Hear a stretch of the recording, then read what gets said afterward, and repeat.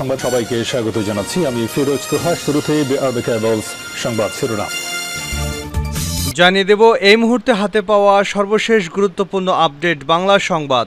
শুরুতেই জানাবো কোটা আন্দোলনকারীদের বিক্ষোভে ছাত্রলীগের হামলা। কোটা সংস্কার আন্দোলনকারীদের বিক্ষোভে রাতভর উত্তপ্ত ছিল জাহাঙ্গীরনগর বিশ্ববিদ্যালয় ক্যাম্পাস। রোববার দিবাগত রাত 2:30টার দিকে বিশ্বকবি রবীন্দ্রনাথ ঠাকুর হলে ছাত্রলীগের নেতাকর্মীরা আন্দোলনরত শিক্ষার্থীদের উপর হামলা চালিয়েছেন বলে অভিযোগ করেছেন আন্দোলনকারী শিক্ষার্থীরা। এবারে জানাবো শিগগিরই সরকার পতনের নতুন কর্মসূচি।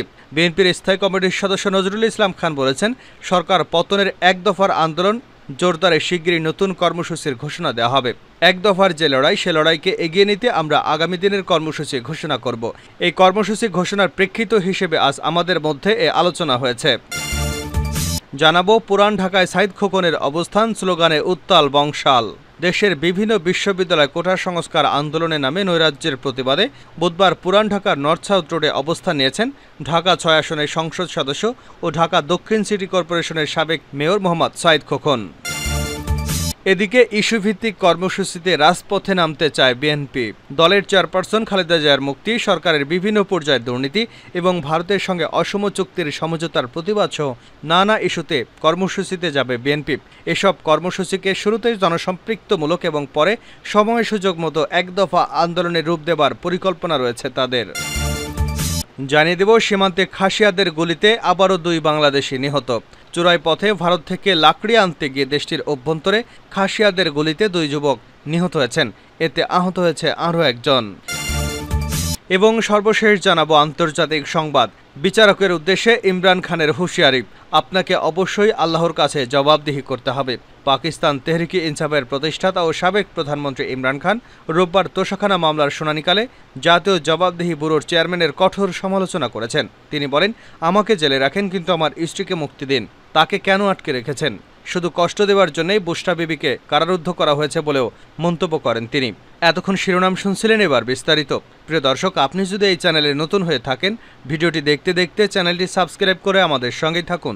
আর এই ভিডিও সম্পর্কে আপনি আপনার মূল্যবান মতামতটি কমেন্ট বক্সে জানিয়ে দিন। আর হ্যাঁ প্রিয় দর্শক, জানিয়ে দিন ভিডিওটি কোথা থেকে দেখছেন। কোটা আন্দোলনকারীদের বিক্ষোভে ছাত্রলীগের হামলা। কোটা সংস্কার আন্দোলনকারীদের বিক্ষোভে রাতভর উত্তপ্ত ছিল জাহাঙ্গীরনগর বিশ্ববিদ্যালয় ক্যাম্পাস। রোববার দিবাগত রাত 2:30টার দিকে বিশ্বকবি রবীন্দ্রনাথ ঠাকুর হলে ছাত্রলীগ নেতাকর্মীদের আন্দোলনরত শিক্ষার্থীদের উপর হামলা চালিয়েছেন বলে অভিযোগ করেছেন আন্দোলনকারীরা। বিক্ষুব্ধ শিক্ষার্থীরা জানান, প্রধানমন্ত্রী শেখ হাসিনা তার এক সংবাদ সম্মেলনে সাংবাদিকদের এক প্রশ্নের জবাবে চলমান কোটা সংস্কার আন্দোলনকারীদের উদ্দেশ্য করে বলেন, মুক্তিযোদ্ধাদের বিরুদ্ধে এত ক্ষোভ কেন? তাদের নাতিপুতিরা সুবিধা পাবে না, তাহলে কি রাজাকারের নাতিপুতিরা সুবিধা পাবে? এটি শিক্ষার্থীদের জন্য অপমানজনক। এই মন্তব্যের জন্য চলমান আন্দোলনকে ভিন্ন খাতে প্রবাহিত করার পায়তারা। তাই আমরা এমন মন্তব্যের প্রতিবাদ জানিয়েছি। রবীন্দ্রনাথ ঠাকুর হলের আন্দোলনকারী সমর্থকদের 2 শিক্ষার্থীকে আটকে রেখে ছাত্রলীগের নেতাকর্মীরা। তাই আমরা তাদের মুক্ত করতে হল প্রাঙ্গণ ঘেরাও করি। পরে ছাত্রলীগের নেতাকর্মীরা আমাদের উপর হামলা করে বসে। হামলায় আমাদের একজন আহত হয়েছেন। প্রত্যক্ষদর্শী সূত্রে জানা গেছে, সংবাদ সম্মেলনে প্রধানমন্ত্রী শেখ হাসিনার বক্তব্যের প্রতিবাদে রোববার দিবাগত রাত 11টার দিকে বিশ্ববিদ্যালয়ের বটতলা এলাকা থেকে একটি বিক্ষোভ মিছিল বের করেন শিক্ষার্থীরা। তখন বিশ্বকবি রবীন্দ্রনাথ ঠাকুর হলের 2 জন আন্দোলনকারীকে অবরুদ্ধ করার অভিযোগ ওঠে ছাত্রলীগ নেতাকর্মীদের বিরুদ্ধে। এ খবর জানাজানি হলে মিছিলটি নিয়ে বিশ্বকবি রবীন্দ্রনাথ ঠাকুর হল ঘেরাও করেন তারা। এ সময় ছাত্রলীগের কয়েকজন নেতাকর্মীকে নিয়ে বৈঠকে বসেন বিশ্বকবি রবীন্দ্রনাথ ঠাকুর হলের প্রাধ্যক্ষ নাজমুল হাসান তালুকদার। তখনও শিক্ষার্থীরা বিভিন্ন হলের সামনে এবং ক্যাম্পাসে বিক্ষোভ করছিলেন। পরে রাত 1:30টার দিকে ক্যাম্পাসের বিভিন্ন সড়কে বিক্ষোভ করতে থাকেন তারা। মিছিলটি রাত 2:15টার দিকে রবীন্দ্রনাথ ঠাকুর হলের সামনে এলে ছাত্রলীগের নেতাকর্মীরা বাধা দেন এবং এতে মুখোমুখি অবস্থান নেন। এ সময় দুপক্ষের মধ্যে উত্তেজনা ছড়িয়ে পড়ে। এক পর্যায়ে রাত 2:45টার দিকে আন্দোলনকারীদের উপর হামলা চালানো হয়। হামলার একটি ভিডিও ফুটেজ ইতিমধ্যেই সামাজিক যোগাযোগ মাধ্যমে ভাইরাল হয়েছে। এতে দেখা যায় বিশ্বকবি রবীন্দ্রনাথ ঠাকুর হলের ছাত্রলীগ সভাপতি, পদপ্রত্যাশী 46 ব্যাচের ছাত্র প্রাচুর্য সহ বেশ কয়েকজন হামলা করছেন। হামলায় আহসান লাবিব নামের এক শিক্ষার্থী এবং একজন নিরাপত্তা কর্মী আহত হয়েছেন। বিশ্ববিদ্যালয় বৈষম্য বিরোধী আন্দোলনের জাবি শাখার সমন্বয়ক মাহফুজ ইসলাম মেঘ বলেন, প্রধানমন্ত্রীর বক্তব্যের প্রতিবাদে আমরা একটা বিক্ষোভ মিছিল এবং জমায়েতের ডাক দিয়েছিলাম। এতে সাড়া দিয়ে বিভিন্ন হল থেকে শিক্ষার্থীরা জমায়েত শুরু করলে 2 শিক্ষার্থীকে রবীন্দ্রনাথ ঠাকুর হল ছাত্রলীগ তাদের ক্যান্টিনের কক্ষে আটকে রাখে। পরে আমরা আটককৃতদের মুক্ত করবার জন্য এবং জড়িতদের শাস্তির দাবিতে রবীন্দ্রনাথ ঠাকুর হল ঘেরাও করেছি। পরে ছাত্রলীগের নেতাকর্মীরা আমাদের বিক্ষোভে হামলা করেছে। শিগগিরই সরকার পতনের নতুন কর্মসূচি, নজরুল ইসলাম। বিএনপির স্থায়ী কমিটির সদস্য নজরুল ইসলাম খান বলেছেন, সরকার পতনের এক দফার আন্দোলন জোরদারে শিগগিরই নতুন কর্মসূচি দেওয়া হবে। নানান কারণে আমরা মনে করি এক দফা দাবিতে আমরা যে লড়াই শুরু করেছি, এই এক দফা বাস্তবায়ন ছাড়া সংকটের সমাধান হবে না। এক দফার যে লড়াই, সে লড়াইকে এগিয়ে নিতে আমরা আগামী দিনে কর্মসূচি ঘোষণা করব। এই কর্মসূচি ঘোষণার প্রেক্ষিত হিসেবে আজ আমাদের মধ্যে এই আলোচনা হয়েছে। রোববার বিকেলে গুলশানে বিএনপি চেয়ারপারসনের কার্যালয়ে এক বৈঠক শেষে ব্রিফিংয়ে এসব কথা বলেন তিনি। যুগপৎ আন্দোলনের অন্যতম শরিক 12 দলীয় জোটের সঙ্গে বৈঠক অনুষ্ঠিত হয় বিএনপির। ভারতের সঙ্গে চুক্তি প্রসঙ্গে দেশের স্বার্থ হানিকর চুক্তি সমঝোতা করা হচ্ছে, সীমান্তে মানুষ হত্যা হচ্ছে, অরক্ষিত থাকছে। বারবার আমরা দেখছি যে সংকট সৃষ্টি করা হচ্ছে, সংকট বাড়ানো হচ্ছে, এটা অগ্রহণযোগ্য। দেশে যে সংকট তৈরি হচ্ছে গণতন্ত্রহীনতার সংকট। নজরুল ইসলাম খান আরও বলেন, দুর্নীতি অনাচারে দেশ ছেয়ে গেছে। পরিষ্কার বোঝা যাচ্ছে যে সরকারের পৃষ্ঠপোষকতায় সরকারের নিযুক্ত ঊর্ধ্বতন ব্যক্তিরা দুর্নীতি করে দেশটাকে ফোকলা করে দিচ্ছে। ব্যাংকগুলো শূন্য হয়ে যাচ্ছে, টাকার অবমূল্যায়ন হয়েছে, দ্রব্যমূল্যের ঊর্ধ্বগতিতে মানুষ অতিষ্ঠ হয়ে পড়েছে। পুরান ঢাকায় সাঈদ খোকনের অবস্থান, স্লোগানে উত্তাল বংশাল। দেশের বিভিন্ন বিশ্ববিদ্যালয়ে কোটা সংস্কার আন্দোলনের নামে নৈরাজ্যের প্রতিবাদে পুরান ঢাকার নর্থ সাউথ রোডে অবস্থান নিয়েছেন ঢাকা 6 আসনের সংসদ সদস্য ও ঢাকা দক্ষিণ সিটি কর্পোরেশনের সাবেক মেয়র মোহাম্মদ সাঈদ খোকন। রোববার দিনগত রাত 12টা থেকে 2:45 পর্যন্ত নর্থ সাউথ রোডে এই অবস্থান চলে। এতে আওয়ামী লীগের হাজারো নেতাকর্মী অংশগ্রহণ করেন। তারা জামাত শিবির রাজাকার, এই মুহূর্তে বাংলা ছাড় ডাক দিয়েছে খোকন ভাই, ঘরে থাকার সময় নাই, 71-এর হাতিয়ার, গর্জে উঠুক আরেকবার, এই সমস্ত স্লোগান সহ আরও বিভিন্ন স্লোগান দেন তারা। এ সময় নেতাকর্মীরা বংশাল চৌরাস্তা থেকে ফুলবাড়িয়া পর্যন্ত সড়কে মিছিল করেন। অবস্থান শেষ হওয়ার আগে দলীয় নেতাকর্মীদের উদ্দেশ্যে সাঈদ খোকন বলেন, একটি চক্র দেশের সাধারণ কোমলমতি শিক্ষার্থীদের ভুল বুঝিয়ে ঘোলা পানিতে মাছ শিকারের ষড়যন্ত্রে লিপ্ত। তারা কোটা বিরোধী আন্দোলনের নামে স্বাধীনতার সপক্ষের শক্তি, প্রেরণা, চেতনার উৎস শেখ হাসিনার নেতৃত্বে গঠিত আওয়ামী লীগের বিরুদ্ধে ষড়যন্ত্রে লিপ্ত হয়েছে। তিনি বলেন, কারো যদি সরকারি চাকুরির ব্যাপারে কোনো বক্তব্য থাকে, কোনো দাবি দেওয়া থাকে, সেটার জন্য যদি কেউ শান্তিপূর্ণ আন্দোলন করতে চায়, সরকার তাতে বাধা দেবে না।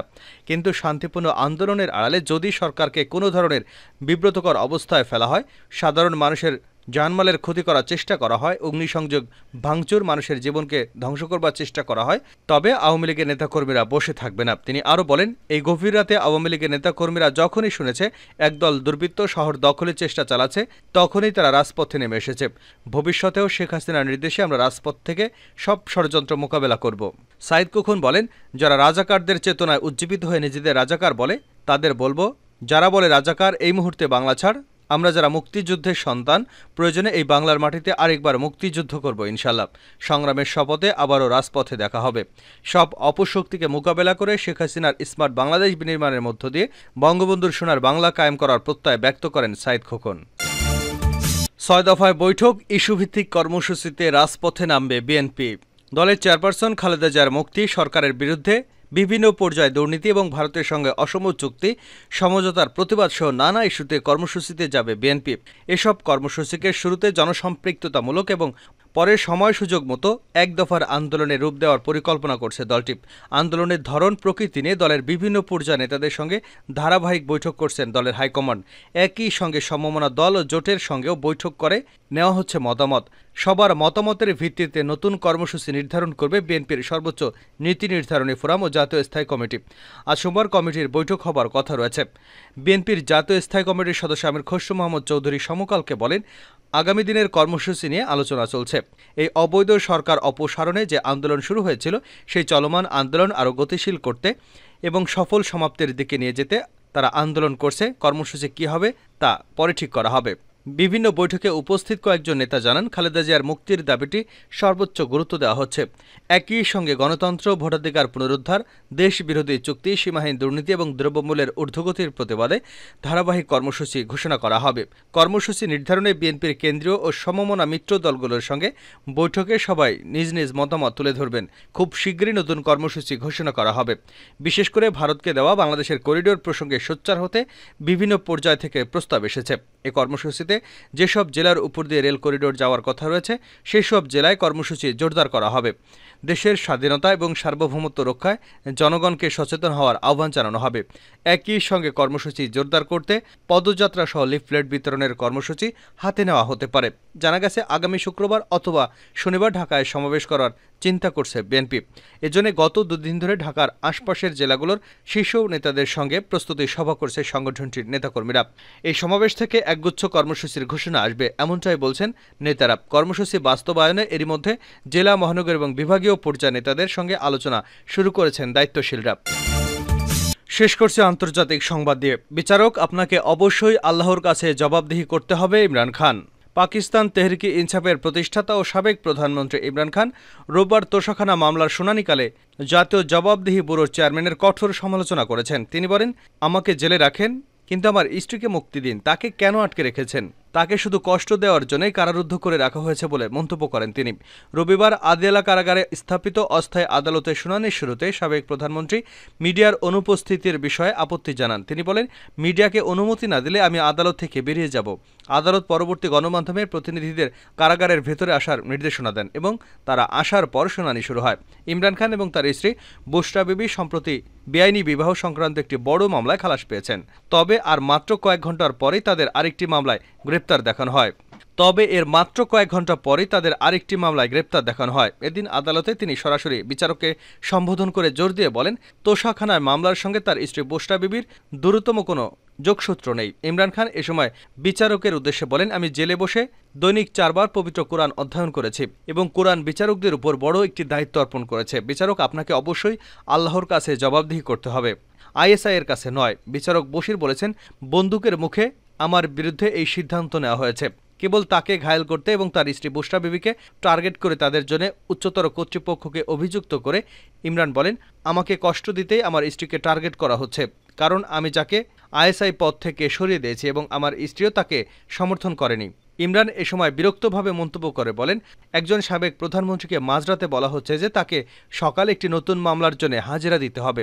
তিনি এ সময় জবাবদিহিতার পর্যবেক্ষণকারী সংস্থার সমালোচনা করে বলেন, অভিযোগ তুলে বলেন, সংস্থাটি রোবটের মতো কাজ করে, যা করার জন্য তাদের বেতন দেওয়া হয় তা করে না। এ সময় শুনানি শেষে ইমরান খান এবং বুশরা বিবিকে 8 দিনের রিমান্ড অনুমতি দেওয়া হয়। আদালতের শুনানির পুরো সময় জুড়ে এই দম্পতি একসঙ্গে বসেছিল। সূত্র দ্য এক্সপ্রেস ট্রিবিউন।